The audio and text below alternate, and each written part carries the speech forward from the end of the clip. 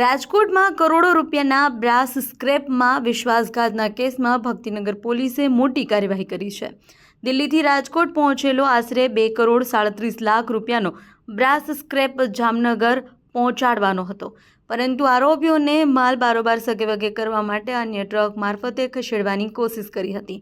જોકે માલ સગેવગે થાય એ પહેલાં જ પોલીસે સમગ્ર કૌભાંડનો પર્દાફાશ કર્યો હતો।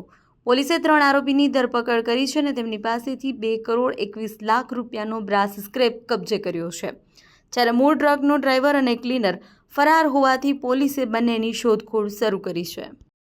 ગઈ તારીખ 6/8/2026ના રોજ ભક્તિનગર પોલીસ સ્ટેશનમાં BNS કલમ 316(3) અને 61(2) મુજબનો ગુનો દાખલ કરવામાં આવેલો અને બનાવની હકીકત એવી છે કે 31/7/2026ના રોજ શ્યામ ટ્રાન્સપોર્ટ એજન્સી છે દિલ્હી ખાતે છે, ત્યાંથી એમનો માલ જે હતો એ 25,541.75 કિલોગ્રામ જેટલો ટ્રકમાં માલ હતો, જે 2,37,00,000 ને 33,134 રૂપિયાની કિંમતનો છે, જે જામનગર પહોંચાડવાનો હતો। અને આ ડ્રાઈવર ને કંડક્ટર છે એ લોકો રાજકોટ ખાતે આવેલા અને અહીંયા ઓફિસમાં રાખીને અમુક માલ ઉતારેલો અને બાકીનો જામનગર લઈ જવાનો હતો, જે ના લઈ ગયા અને ત્યારબાદ એ બીજા ટ્રકમાં ખાલી કરીને વિશ્વાસઘાત કરીને લઈ જતા હતા અમદાવાદ તરફ અને પકડાઈ જતા પીઆઈની ટીમ અને PI Bhaktinagar police station Parmar સાહેબ તેમજ તેમની ટીમે આ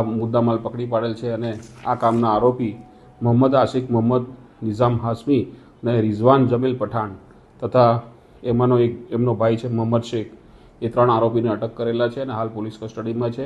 2ના રિમાન્ડ મળ્યા છે અને 1ની રિમાન્ડ મેળવવાની તજવીજ ચાલુ છે। આ 3 આરોપીનો કોઈ હાલમાં ધ્યાન પર આવેલ નથી, ઇતિહાસ પણ તપાસ કરવામાં આવશે।